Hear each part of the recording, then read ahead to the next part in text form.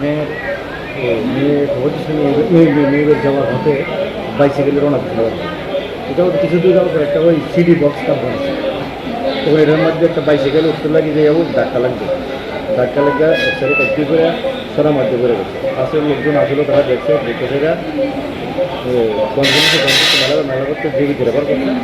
Refer করার পর এখানে ডাক্তাররা দেখাচ্ছে রিপোর্ট করছে কিন্তু পিছনে মেরুদণ্ডের হাড্ডি ভেঙে শ্বাস লেগে গেছে। কি নাম? শামসুল হক। বয়স? বয়স 60 বছর। বাড়ি? বাড়ি বনা থানা? যাত্রা। কি করে এমনি তো উনি? উনি কৃষিকাজ করে। ব্রিজের থেকে পড়ছে? ব্রিজ থেকে দেখছে কে প্রথম?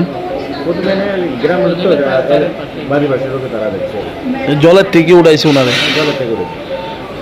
এখন ডাক্তার কি কইছে? ডাক্তার বলছে যখন দেখতে আছে ওই মেরুদণ্ড হাঁটিয়ে ভেঙে শ্বাসটা হয়ে গেছে। আপনার কি হয়? আমার দেয়া যায়।